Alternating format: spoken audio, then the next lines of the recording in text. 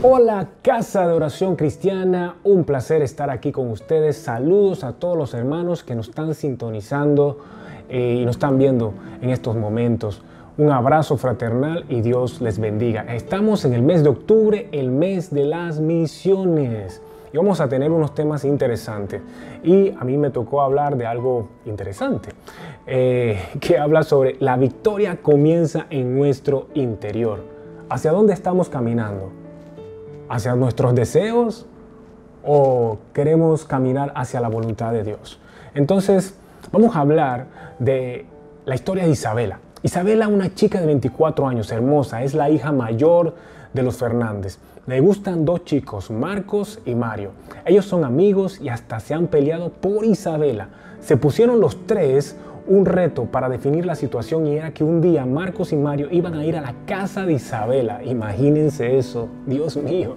Y al frente de su familia, ella iba a decidir a quién de los dos elegía, ya que Isabela tenía un gran deseo de tener novio quería tener novio ya. Una hora antes de la cena prevista, Isabela está orando de esta forma: Marcos o Mario, y pidiéndole a Dios que le dijera. Sin embargo, días antes, Isabela había leído la Biblia y había llegado una convicción a su mente y a su corazón de que debía esperar, pero ella no decidió por eso. Sin embargo, vino Isabela y comenzó a hacer lo que ella quería: orar y que Dios le dijera de una forma sobrenatural que algo verdaderamente por aquí tenía que caminar. Pero eso no sucedió y de repente su mamá toca la puerta y cuando su mamá toca la puerta le dice: Marcos y Mario ya están aquí para la cena. Entonces Isabela se pone pero muy nerviosa y baja. En ese momento Marcos sirve la cena y comienzan a comer. Marcos comienza como a presionar para que Isabela decida. Y entonces en medio de eso la mamá se da cuenta que Isabela pone su dedito debajo de la mesa y comienza a decir Tin Marín, así bajito, pero ella sí se da cuenta que su hija comienza a decir Tin Marín de dos pingüe, cucarama, títere fue, yo no fui, fue Pepe, pégale, que ella fue y eligió a Marcos. En ese momento Mario no esperó el postre y se retiró. Y Marcos se quedó comiendo y vino Isabela y dijo: familia, este es mi novio. Y cuando comienza a decir eso, todo el mundo se quedó y que wow, ¿qué pasó aquí? Los padres se quedaron callados, los hermanos se quedaron callados, nadie dijo nada. Y al final se fue Marcos y se quedó la mamá hablando con Isabela y le preguntó: hija, ¿cuáles fueron los criterios para elegir a Marcos? ¿Qué fue lo que pasó hoy? Entonces ella viene y le cuenta todo lo que sucedió y le dice de que los criterios que había elegido eran los siguientes: que Marcos era guapo, que Marcos tenía dinero, que Marcos le compraba cosas, que Marcos era cool, y eso era todo. Entonces su hija le dijo: esos no son criterios de peso para elegir a alguien, pero ya decidiste. Bueno, para no hacer largo el cuento, pasaron 8 meses y Isabela estaba llorando y de repente la mamá la encuentra y le dice: hija, ¿qué pasó? ¿Cortaste con Marcos? Y ella le dice: sí, pero no solamente eso. Te tengo que confesar algo, mamá. Tuve relaciones sexuales, nos cuidamos por un tiempo y seguimos haciéndolo, pero no sé qué pasó, salí embarazada y tuve que abortar o decidí abortar y me siento muy mal y fue algo horrible. Y en verdad te confieso que creo que Dios ya me había hablado y había puesto en mi corazón de que esperara, pero no quise hacerle caso. Puedo llegar a esta conclusión: seguir lo que queremos es algo normal, pero qué bueno es involucrar a Dios. Isabela involucró a Dios en su decisión, pero cuando tú involucras a Dios, tienes que obedecerle, y Isabela no le obedeció. Hoy vamos a ver cómo lo que queremos y cómo lo que deseamos puede tergiversar cosas o situaciones que son buenas y transformarlas en complicadas o en difíciles. Vamos a hablar de unos personajes que tienen que ver con la historia bíblica que nos atañe el día de hoy y nos van a ayudar a ilustrar cómo podemos afectar tradiciones o costumbres hasta el mensaje de Dios cuando ponemos de primero nuestros deseos. Y vamos a hablar de un personaje, unos personajes que son muy conocidos. Los fariseos, los saduceos, los maestros de la ley, todo el mundo les tira piedra y le dice un sinnúmero de cosas al día de hoy, pero son gente normal y quizás puede ser cualquiera, hasta usted puede tener una actitud como ellos. Y quiero que comencemos sabiendo cuál es el significado de la palabra tradición. Tradición dice transmisión de noticias, composiciones literarias, doctrinas, ritos, costumbres, etc., hecha de generación en generación. Cuando algunos jóvenes escuchan la palabra tradición, de una vez lo relacionan con algo que no funciona para el día de hoy. Es algo viejo, anticuado. ¿Será que no hemos sabido enseñar que las tradiciones son elementos necesarios en una sociedad, que lo bueno y honroso se debe transmitir de generación en generación? Jesús estaba claro en esto y dijo que él venía a cumplir la ley. Jesús era más tradicionalista que los mismos maestros de la ley. ¿Cómo? Sí. Jesús traía la esencia, ya que él sabía por qué había nacido esa tradición. Recuerden que él estaba allí con el Padre desde la creación del mundo. Por eso Jesús decía, el día de descanso es para esto. Por eso Jesús decía, el Padre hizo esto para esto. En sí, Jesús traía la esencia del por qué se hacían las cosas. Sin embargo, en el Antiguo Testamento logramos ver en muchas ocasiones cómo el pueblo y sus líderes se desviaban de lo que Dios quería que hicieran por poner sus deseos por encima de la voluntad de Dios. Esto parece que les pasó a los fariseos, a los saduceos, a los maestros de la ley. Y veamos algunos puntos que podían estar viviendo estas personas muy preparadas. Estaban bajo un sistema que le daba ciertas libertades. Debieron aprender a estar bien con líderes romanos. Tenían que tener un buen manejo político, diplomático y religioso. Eran contextuales y sabían qué tenían que hacer para mantenerse en medio del sistema romano, a pesar de que esto de mantenerse fuera a expensas del pueblo. Mantenían las tradiciones, pero realizándolas con algunos énfasis equivocados. Más que el problema fuera la tradición, el problema era el corazón por el cual hacían esa tradición con ese énfasis. No es la primera vez que el pueblo judío estaba bajo el dominio de un imperio. Ellos debían evitar ser un problema para Roma. Esperaban a un Mesías, así como el Señor de los Anillos. Esperaban un Mesías guerrero. Eran gente moderna para el momento y capaces, con una gran preparación. Habían perdido la esencia del por qué hacían lo que hacían. Se desenfocaron y se envanecieron y comenzaron a suplir sus deseos y los deseos de los que estaban a su alrededor, más que suplir las necesidades. Necesidades más allá de la ayuda social, más de la necesidad sentida, una necesidad también de conocer a Dios, una necesidad de arrepentirse del pecado, una necesidad de ser salvo, una necesidad de saber su identidad en Dios. Veamos un detalle en Marcos 2, del 18 al 22, que nos habla de una comparación entre los discípulos de Juan, de los fariseos y de Jesús. Algo interesante que sucede aquí, se está hablando sobre el ayuno. En una comparación entre jóvenes, hay una posibilidad de que los discípulos tanto de Juan como de los fariseos eran jóvenes, iguales que los de Jesús. Los discípulos de Juan tenían más experiencias evangelísticas y los discípulos de los fariseos eran muy buenos teólogos. Pero los discípulos de Jesús lo tenían a Él. La preparación es buena y la experiencia también, pero la clave es tener a Jesús, porque después nos podemos envanecer. Pregunta, ¿las tradiciones son malas? Claro que no. Las tradiciones pueden perder su esencia y viciarse por nuestros deseos. Pareciera que Jesús responde que decidió elegir a estas personas en este momento, esta comparación, que no tuvieran tan marcado algunas maneras de pensar sobre ciertas costumbres y que lo importante en ese momento era que tuvieran con Él para recibir lo nuevo. Esto del vino nuevo, el vino viejo y todo esto. Jesús no habla en contra del ayuno. Jesús le está diciendo, estoy aquí, vengan conmigo. Por eso sus discípulos estaban con Él, porque las tradiciones tenían que ver con Él. Cuando lo que hacemos nos acerca al Padre, al Hijo y al Espíritu Santo, eso debe ser el centro de nuestra tradición cristiana. No importa el tiempo de la tradición, se debe evaluar para ver si cumple con esto. ¿Cuál es el problema? Es cuando escuchamos, ya esta tradición es vieja y hay que hacer algo nuevo. Por esto, por etcétera, etcétera. Cuidado si la tradición mantiene la esencia y acerca a las personas a Cristo. Es algo que debemos mantener. Hoy muchas iglesias buscan ser contextuales y esto es bueno, pero no muevan sus principios. Si realizas una actividad fresca y diferente, pero sin la esencia y apela más a los deseos de las personas que acercarlos a Jesús, cuidado. Puedes estar iniciando una costumbre que después va a ser muy difícil de enmendar y te vas a lamentar. ¿Cómo podemos afectar el mensaje de Dios por nuestros deseos? Acabamos de ver las tradiciones, se pueden afectar, las buenas costumbres se pueden afectar, pero también el mensaje de Dios se puede afectar por nuestros deseos, por lo que queremos, por lo que pensamos. Vamos a ver el detalle de esto. Veamos. ¿Cómo podemos afectar el mensaje de Dios por medio de nuestros deseos? Entendidos en el tema de la historia del cristianismo, reconocen que dependiendo de la época, el cristianismo tiende a enfatizar algunas cosas en su mensaje.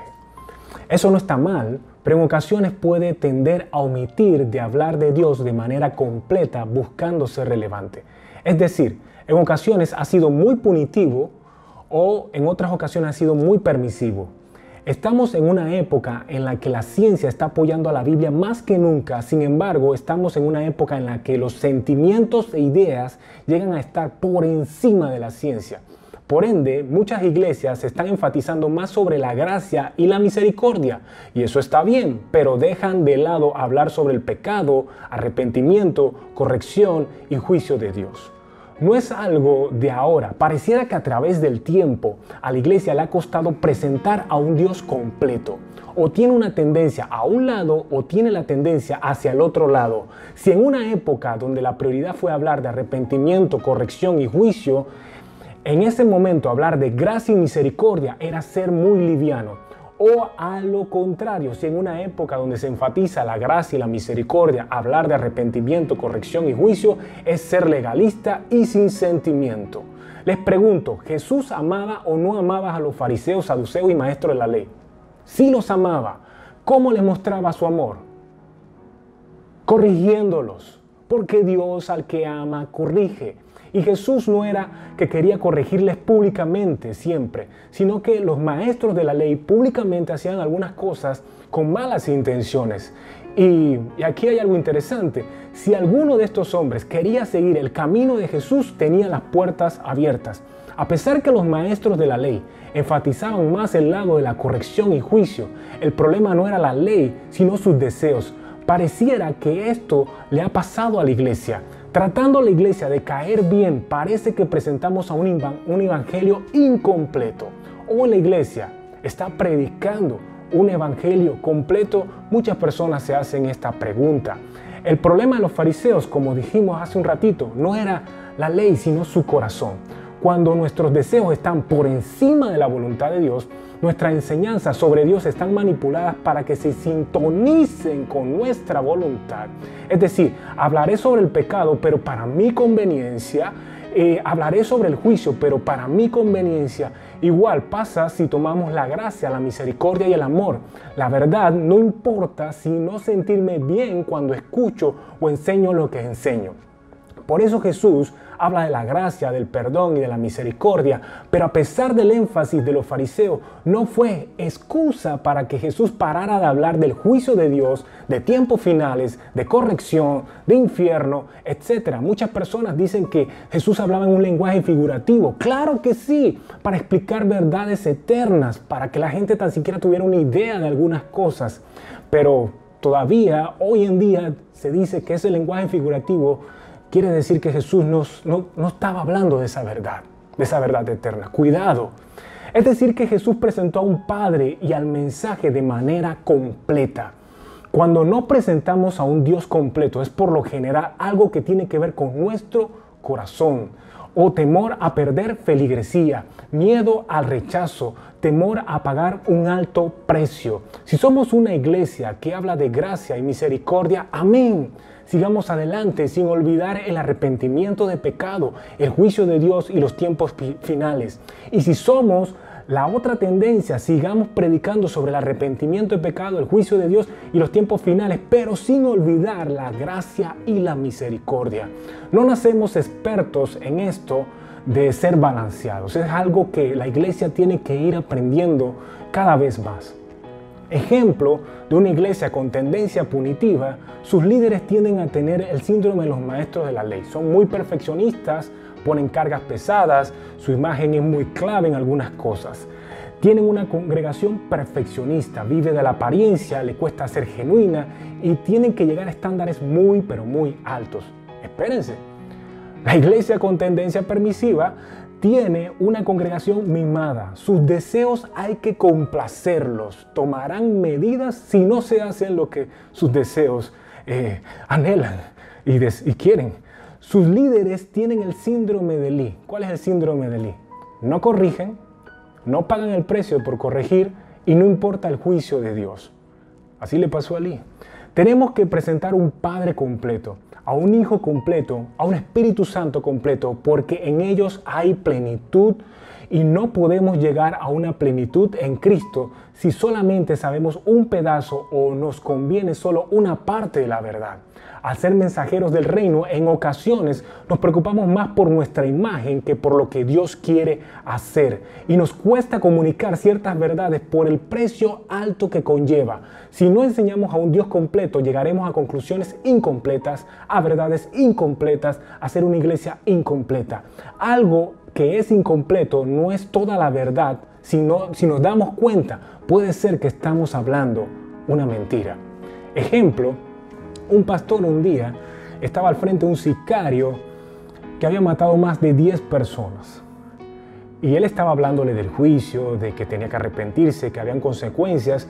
Y en medio de eso, dice el pastor que tiene una convicción de hablarle de la gracia, de la misericordia y del perdón. Obviamente, si te das cuenta, él estaba hablando una línea y no dejó de hablarla, pero comenzó a sumar la otra y habló de una manera completa. Y el sicario cambió. Y detrás de los barrotes obtuvo libertad. Ese mismo pastor con su esposa atendió a una empresaria muy guapa y soltera. Estando atendiendo a esa persona, la esposa tiene la convicción de hablarle de juicio y de arrepentimiento a la joven, sin saber qué situaciones estuviera viviendo. Pero ella dice, no me atrevo porque ella puede irse de la iglesia. Entonces, en ese instante, ella ora y pasa a otra entrevista y tiene la misma convicción. Y en ese momento le es obediente a Dios y de manera respetuosa le dice a la joven, hay cosas que puedes estar haciendo al oculto y a Dios no le agrada y todo esto, y comienza a hablarle muy bonito, pero a pesar de eso la muchacha se levantó y se fue. Durante 2 años y medio la joven no fue a la iglesia y un día durante en un lugar se encontraron y la joven se le acercó a la pastora. Y allí en medio de todo eso le confiesa, pastora, en verdad yo estoy muy molesta conmigo misma y no se preocupe, también me molesté un tiempo con usted y después de usted me fui a otras iglesias y encontré líderes que me hablaron de amor y que me hablaron de esto y me recogieron y me hicieron esto, pero ninguna persona se atrevió a corregirme como usted lo hizo. Y cada vez que yo vivía haciendo lo que a mí me parecía, y estaba en relaciones ilícitas y estaba haciendo cosas indebidas, yo estaba viviendo supuestamente el amor de Dios, siempre que me acostaba me acordaba de sus palabras. Leyendo la Biblia, Dios me confronta y me hace ver de que Él no estaba de acuerdo cómo yo vivía, a pesar de que hubieran líderes o personas hablándome de amor. Y entendí que hay personas que tratan de entender el amor de Dios, pero el amor de Dios es completo. Hay cosas que verdaderamente Dios nos va a apoyar y hay otras que no está de acuerdo. Y le doy la gracia por ser valiente. Esa pastora pagó el precio. Es mejor a veces que te aplaudan en el cielo y que alguien cambie, que seas aceptado en este mundo y las personas no tengan convicción de pecado. Entonces, hay que ser valiente. Cuando predicamos o enseñamos a un Dios incompleto, significa que queremos quedar bien con alguien, pero no con Dios. Puede ser con nosotros mismos o con los demás, pero no con Dios. Cuando hablamos de juicio, tenemos que hablar de amor. Cuando hablamos de arrepentimiento, podemos hablar de gracia. Cuando hablamos de corrección, podemos hablar de misericordia. Debemos predicar en base a la necesidad, no en base a la cultura del deseo. Cuando los deseos dominan a las personas, las correcciones no son bien tomadas.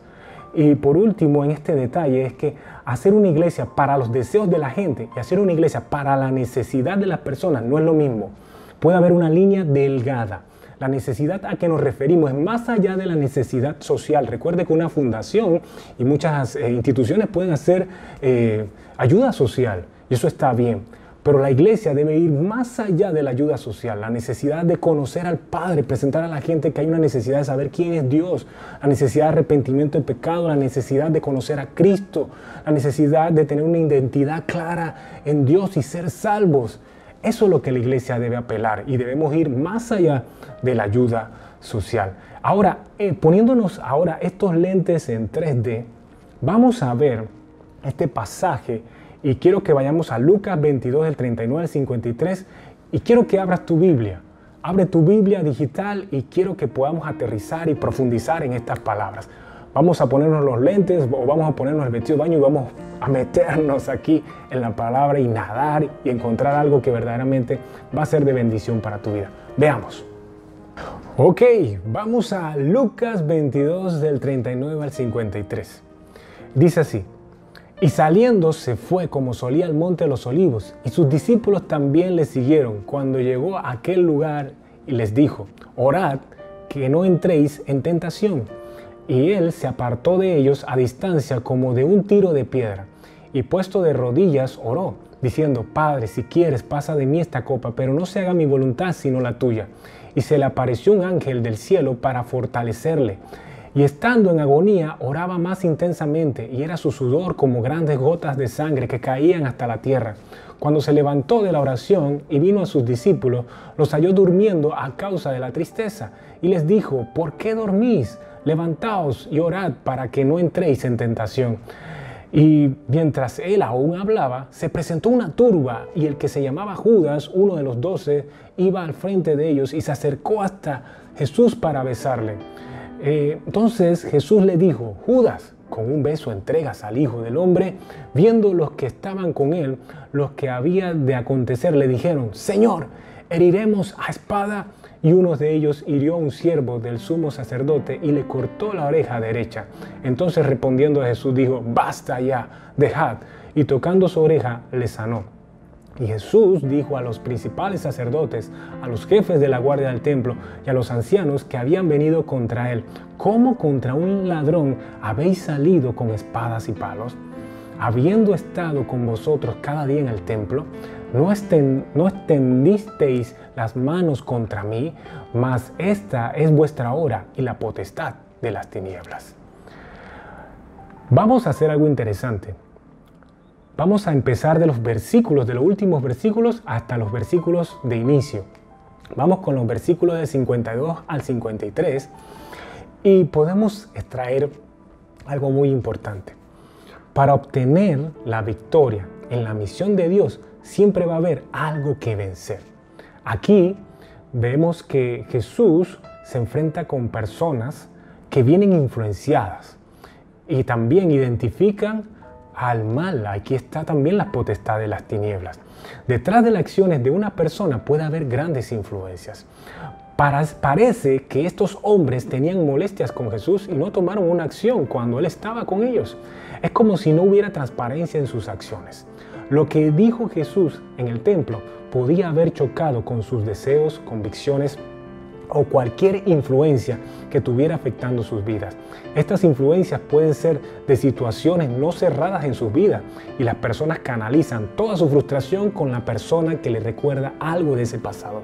Cosas no habladas, molestias no resueltas, necesidades comunicadas con molestias, informaciones incorrectas, acciones malinterpretadas, errores no comunicados, deseos no realizados.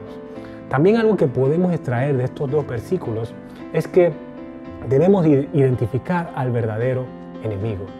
El mal va a estar esperando que las personas sean dominadas por sus deseos, por sus debilidades, para que abran las ventanas de sus corazones y vean las ofertas y propuestas atractivas del mal. Estos señores podían haber llegado a sus mentes pensamientos como: vayamos tras el carpintero, ese que no me gustó lo que dijo en el templo. Sí, vamos a agarrarle para darle su merecido. Y tomaban eso en su mente y lo hacían una realidad y iban tras de esa acción. Y el mal siempre va a estar ahí para meter problemas y meter odio y meter división. Después vamos a agarrar ahora los siguientes versículos del 49 al 51. ¿Cuál es este versículo? Este versículo habla cuando uno de los discípulos de Jesús saca una espada y corta una oreja. Y vamos a ver esto interesante. Puedo sacar de estos tres versículos del 49 al 51 que cuando no entendemos la misión de Dios, usamos nuestras fuerzas para defender a Jesús. Ser de firmes convicciones no es igual a usar la fuerza para vencer. No usemos la fuerza a pesar de sentir que la causa sea legítima. Quizás Jesús no nos apoya en eso. Esta escena me recuerda a la película del Señor de los Anillos. Imagínense que Jesús es el director de una película y usted o yo somos las personas que estamos participando y de repente tenemos al enemigo a frente, sacamos la espada y decimos que bueno, en el libreto decía esto, y cuando vamos para encima a cortar a la otra persona, Jesús dice, basta ya, no es la escena, es otra forma, disculpen. Y verdaderamente ese discípulo estaba esperando que lo apoyaran y así no fue, no se dio de esa forma. Y además de eso podemos ver algo interesante. Jesús se podía defender, pero prefirió no hacerlo en ese momento. En otro evangelio nos habla de que Jesús podía haber llamado a una buena cantidad de ángeles para que lo vinieran a salvar, pero no lo hizo. ¡Wow! En verdad. Y además de esto, que esto es algo muy, pero muy profundo. Jesús sana hasta las personas que nos adversan. Si herimos a alguien por nuestra fuerza, Jesús desea sanar a esa persona. Amar a nuestros adversarios es algo que Dios nos manda a hacer y es un mandato que no es fácil, pero que debemos hacer. Ahora vamos a agarrar otros versículos que es del 47 al 48. Y quiero leer este. Mientras él aún hablaba, se presentó una turba y el que se llamaba Judas, uno de los 12, iba al frente de ellos y se acercó hasta Jesús para besarle. Entonces Jesús le dijo, Judas, con un beso entregas al Hijo del Hombre. Cuando no entendemos la misión de Dios, nuestros deseos nos dominan y vendemos a Jesús. Los deseos de Judas no estaban alineados con los de Jesús. Tengamos esto claro. Puede ser que Jesús no llenó las expectativas de Judas. Jesús no era un tipo guerrero violento. Jesús no presentaba un reino visible para sus sentidos. El ministerio estaba llegando a un punto de inflexión en la cual parecía que se iba a acabar y Judas iba a quedar en la nada. Había mucha competencia entre los discípulos. En sí Jesús no le funcionaba. Judas fue fiel a sus deseos. Consiguió dinero, fue tomado en cuenta por personas de estatus. Y otra cosa que podemos ver, Judas escuchó las propuestas y ofertas del mal y las siguió. Porque cuando seguimos a nuestros deseos, abrimos las ventanas de nuestro corazón para escuchar y ver las propuestas y ofertas del mal, lo que lo acabamos de decir hace un ratito.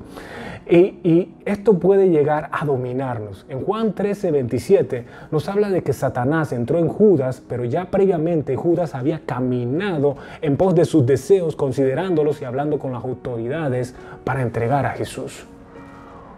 Judas fue fiel a la cultura de su pueblo. Ustedes saben que de los 12 discípulos que tenía Jesús, 11 eran de Galilea y uno era de Jerusalén. ¿Quién usted cree que era de Jerusalén? Judas. ¿Se recuerdan cuando Jesús llegó a estar al frente de Jerusalén y dijo en Lucas 13:37, Jerusalén, Jerusalén, que matas a los profetas y apedreas a los que te son enviados? ¿Cuántas veces quise juntar a tus hijos como la gallina junta sus polluelos debajo de las alas y no quisiste? Dios había enviado mensajeros a que le hablara a Jerusalén. Observen que Jesús se refiere a Jerusalén como un todo y no como solamente los líderes o cierto tipo de personas. Ya Jerusalén, el pueblo judío, tenía un hábito de seguir sus deseos e incomodarse con el mensaje de Dios. Todo lo que viniera de parte de Dios que le incomodara podría ser eliminado. Judas siguió esta cultura, este precedente. Y cuando esto sucede, nos damos cuenta de que había una lucha en el interior de Judas. Había una lucha allí, pero no pudo vencer. Ahora vamos a agarrar los versículos del principio, que es del 39 al 46. Vamos a agarrar estos versículos que son muy hermosos y vamos a llegar a una verdad increíble. Y vamos a meditar en esto. Veamos. Ok, Lucas 22 del 39 al 46 son los últimos versículos que vamos a ver. Recuerden que acabamos de ir de los últimos hasta los que venían al inicio, ¿no? Y dice así del 39 al 46, y ya lo hemos leído, pero es cuando aparece de que Jesús fue al Monte de los Olivos, le dijo a sus discípulos que oraran para que no entraran en tentación, que se apartó de ellos, que que le dijo a Dios que no se haga mi forma, sino la tuya. Vino a ser fortalecido por el ángel. Venía y derramaba gotas de sudor como si fueran de sangre. Y después sus discípulos estaban casi dormidos y al final se levantó para enfrentar el arresto. Cuando vemos del 39 al 46, puedo llegar a algo interesante. Cuando entendemos la misión de Dios, alineamos nuestros deseos a su voluntad, a pesar de que tengamos otras opciones para hacerlo. Esto nos enseña Jesús aquí. Toda victoria pública es precedida por victorias privadas. Jesús en este momento era una figura pública. Al hacer la voluntad de Dios hay un precio que pagar. Su vida estaba en juego y sus logros. Muy bien, podía quizás el ministerio de Jesús mantenerse de manera exitosa, pero el éxito en Dios no es lo mismo a lo que nosotros llamamos éxito en algunas ocasiones.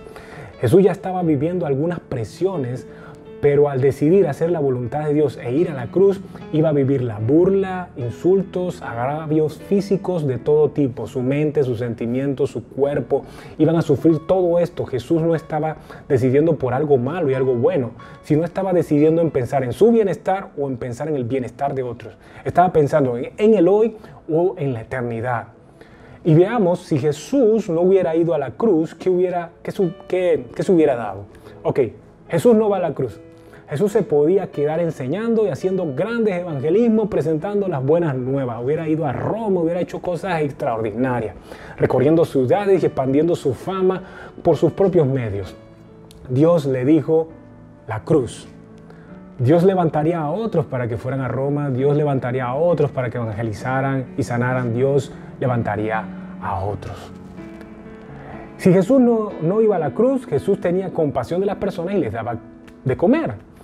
Ya lo había demostrado en varias ocasiones. Jesús podía haber montado comedores, fondas, deliveries de comida. Se podía llamar panes y peces el Mesías. Tendrás un sabor del cielo en tu boca. Dios le dijo, no, la cruz. Dios levantaría a otros para que alimentaran a estas personas o buscaría forma para que tuvieran oportunidades de trabajo. Su prioridad en ese momento era otra. Están viendo, Jesús era algo bueno quedarse y no ir a la cruz y seguir alimentando a la gente, pero verdaderamente tenía que ir por la cruz. Si Jesús no iba a la cruz, Jesús sanaba a mucha gente. Como en el cielo no hay hospital, Jesús podía haber montado clínicas el Mesías, con diferentes sucursales y sus discípulos distribuidos en diferentes lugares orando. La tasa de enfermos en el mundo hubiera disminuido. Dios dijo, no, la cruz. Dios levantará a otros para sanar, a otros para operar, etc. Su prioridad seguía siendo la cruz. A veces el bien mayor para todos no somos capaces de verlo. Seamos obedientes a Dios y usará nuestra vida para ello. A veces despojarnos de nuestros éxitos y logros es algo necesario para hacer su voluntad. Quizás usted me está viendo, oyendo en estos momentos y quizás piense, no quiero escuchar lo que estás diciendo, pero quizás usted necesite escuchar lo que estoy hablando. Y no se ha dado cuenta que la dopamina que nos produce muchas actividades virtuales, la cantidad de información que debemos procesar, las decisiones inmediatas que hay que tomar, crean una gran presión en nuestra mente, sentimientos y cuerpo. Y hoy hay personas que se suicidan por no soportar la presión mediática de esta sociedad. Lo mediático se vence con intimidad con Dios, intimidad familiar, intimidad con uno mismo. A veces uno no pasa tiempo con uno mismo. Intimidad con amigos. Una fuerte intimidad con Dios fue clave para enfrentar la presión que vivía Jesús. Solo tendremos victorias públicas cuando comencemos a tener victorias privadas. La oración es una gran herramienta para obtener estas victorias porque si no caemos en la tentación de seguir nuestros deseos y escuchar las ofertas del mal. Dios nos enseña a mantenernos en su voluntad ante situaciones dolorosas y complicadas. Dios se glorificará en nuestra vida. No temas y sigue adelante. Él nos va a fortalecer en medio de nuestra prueba. En la intimidad, Dios nos recuerda quiénes somos en Él. Recuerda quiénes somos, quién eres en Dios, quién eres en Cristo. No entendemos todo el peso que Jesús estaba llevando. También Jesús iba a estar llevando el peso del pecado. Muchos predicadores han expresado esto, que en ese momento la oración había una lucha entre ir a la cruz y seguir sus deseos allí en ese Getsemaní. Si Jesús hubiera insistido en su forma, muchas cosas hubieran cambiado. Esto nos demuestra que a veces podemos hacer la voluntad de Dios a media, a nuestra manera, a lo que queremos, a lo que sentimos o a lo que pensamos. Podemos hacer una vida a medias, una familia a medias, un país a medias, una iglesia a medias, un ministerio a medias porque queremos darle gusto a nuestros deseos y ser populares y quedar bien con las personas y con nuestra imagen más que mostrar su imagen. O con lo que hoy la humanidad ve como correcto y no hacer lo que para él es correcto. El detalle es que cuando vamos por encima de lo mediático o popular, comenzamos a hacer una iglesia completa. Entendemos la importancia de las redes sociales, pero hay cosas más importantes que las redes sociales. Comenzamos a hacer su voluntad completa. Sabemos que hacer el bien es importante, pero más importante es obedecerle. ¿Qué quiero decir con esto? Lo que quiero decir es que no nos quedemos haciendo el bien sin obedecerle. Jesús tenía que ir más allá que hacer el bien a otros. Jesús tenía que obedecerle a Dios para salvación de todos, porque Él no se iba a quedar haciendo la voluntad de Dios a medias. Porque cuando vienen las pruebas entendemos que hay algo mejor que la felicidad y es su gozo. A veces lo bueno puede ser enemigo de lo mejor. Algo que también puedo sacar de estos versículos es hacer lo que nos gusta es bueno, pero hacer lo que se necesita es mejor. Sigue lo que te apasiona o sigue lo que dicta el corazón son ideas buenas. A veces nuestro corazón no está alineado con Dios y puede ser que sigamos un rumbo equivocado. Si lo alineamos, quizás lata por lo que a Dios le late. Estando en nuestra carrera, en nuestra empresa, estando en nuestro colegio, en nuestra casa, todo lo que sabemos y todo lo que somos puede ser usado para su gloria. Eso pasa cuando nuestro corazón está alineado con Él. El pueblo judío estaba bajo el imperio romano, pero había un imperio más poderoso gobernando al pueblo judío y a toda la humanidad, y era el imperio del pecado. Hoy en día hay personas que vemos felices en las redes o caminando por un mall, pero usted no ve los grilletes que lleva, ni las cadenas que les cuelga, que les causa mucho dolor, ni ve la mentira de vida que viven. ¿Por qué? Porque son presos del pecado. Aunque tengan un cuerpo hermoso o tengan una imagen bella, en verdad a esto fue lo que vino Jesús, a traer libertad a los cautivos. Cuando nuestros deseos se alinean a los deseos de Dios, nos convertimos en instrumentos de Dios para bendición y en comunicadores de la verdad completa. Una verdad que habla de gracia, pero también habla de corrección. Una verdad que habla de misericordia, pero también habla de advertencias a un mundo que tiene lazos con el imperio del pecado, que sigue dominando a muchos, pero hay un camino para la libertad y salvación instituido por medio de la cruz hace más de 2000 años por un carpintero llamado Jesús. Cuando más agonía sentimos, si podemos sacar de estos versículos, cuando más agonía sentimos y más lucha interior tenemos es cuando más debemos orar. Dejar de orar es lo primero que hemos visto que hacen muchas personas cuando tienen dudas o tienen luchas internas fuertes. La tentación los arropa y se convierten en presa fácil de la trampa. Jesús nos enseña lo contrario. Ante las dudas y las luchas internas es cuando más debemos perseverar en la oración. Dios nos fortalecerá y nos guiará al camino que debemos seguir, aunque se vea un panorama gris y no muy alentador. Aunque al orar no obtengamos la respuesta deseada, sigamos confiando en su voluntad. Eso fue lo que le faltó a Isabela, seguir confiando en su voluntad. Porque su voluntad es más amplia de lo que nuestra mente puede captar. Nuestra mente quizás capta algo pequeño, pero su voluntad es muy, pero muy amplia y poderosa y somos parte de una historia quizás. Nuestra historia es parte de una historia más grande, pero eso comenzamos a entenderlo cuando nuestros deseos se alinean a su voluntad. ¿Tus pasos hacia dónde se dirigen? ¿Hacia dónde van tus deseos o hacia dónde va la voluntad de Dios? Yo sé que a veces hacer su voluntad no va a ser popular, pero al final, verdaderamente va a ser lo mejor. quiero orar por ti. Señor, te quiero dar gracias en este momento. Te quiero pedir por mi hermano, por mi hermana que se ha quedado hasta el final y bendecirle, Señor.